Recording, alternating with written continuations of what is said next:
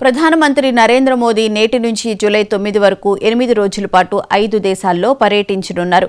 ఈ పర్యటనలో ఆయన Ghana, Trinidad and Tobago, Argentina, Brazil, Namibia దేశాలను సందర్శించనున్నారు. ఇందులో భాగంగా ప్రధాని మోదీ ఘనా, నమీబియా పార్లమెంటులను ఉద్దేశించి ప్రసంగించనున్నారు. ఘనాతో పెట్టుబడులు, శక్తి, ఆరోగ్యం, భద్రతా రంగాల్లో సహకారంపై దృష్టి సారించనున్నారు. ట్రినిడాడ్ అండ్ టొబాగోతో 180 ఏళ్ల వారసత్వ సంబంధాలను బలోపేతం చేసుకోవడమే లక్ష్యంగా అక్కడి ప్రెసిడెంట్ కాంగ్, ప్రధాని కమ్లా పర్సాద్ బిసెర్లతో మోదీ సమావేశమవుతారు.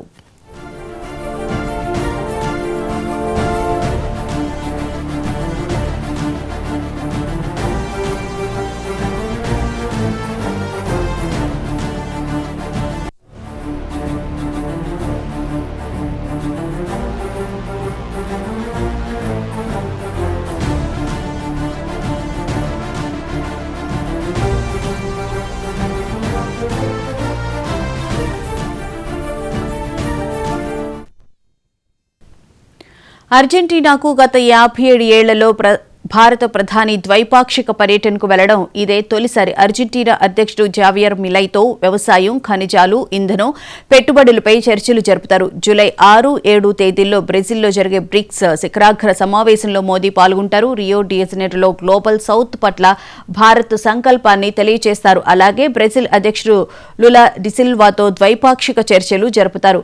వలసవాదానికి వ్యతిరేకంగా కలిసి పోరాడిన భారత్, నమీబియా బంధాన్ని మోదీ ప్రస్తావించనున్నారు. ఈ పర్యటన ద్వారా ఆఫ్రికన్ యూనియన్, ఎకోవాస్, క్రిమ్కామ్లలో భాగస్వామ్యాన్ని బలోపేతం చేయడంతో పాటు గ్లోబల్ సౌత్తో సంబంధాలను మరింత బలోపేతం చేయనున్నారు.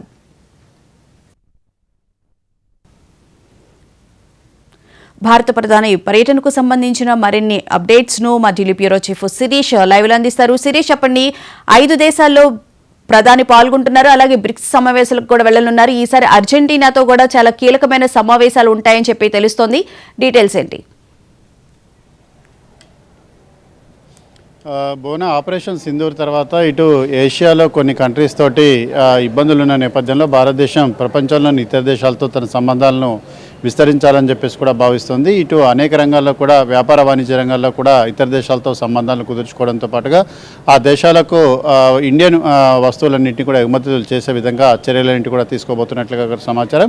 అయితే ఆపరేషన్ సింధూర్ సమయంలో భారతదేశ రక్షణ వ్యవస్థ అనేది కూడా చాలా అద్భుతంగా పనిచేస్తున్న నేపథ్యంలో బ్రెజిల్ లాంటి దేశాలు భారతదేశం నుంచి ఆకాష్ డిఫెన్స్ వ్యవస్థను కొనుగోలు చేయడానికి ఆసక్తి చూపించాయి. సో ఈ నేపథ్యంలో ప్రధాని పర్యటనలో భాగంగా ఆకాష్ ఎయిర్ డిఫెన్స్ సిస్టానికి సంబంధించి ఒప్పందం అనేది కూడా కుదుర్చుకునే అవకాశం కూడా ఉంది. ముఖ్యంగా ఆయుధాల ఎగుమతుల్లో ప్రైవేట్ రంగాన్ని ప్రోత్సహించిన తర్వాత భారతదేశం అనేక రంగాల్లో స్వయం సమృద్ధిని కూడా సాధిస్తోంది. కొత్త టెక్నాలజీలను తక్కువ రేటుకు ఎక్కువ మన్నిక గల ఆయుధాలను కూడా ఉత్పత్తి చేయగలుగుతుంది. సో ఈ నేపథ్యంలో ప్రపంచంలోని చాలా దేశాలు కూడా భారతదేశ రక్షణ ఉత్పత్తులపైన కూడా దృష్టి సారించిన నేపథ్యంలో ప్రధాని పర్యటన అనేది కూడా ప్రాధాన్యత కూడా సంతరించుకుంది.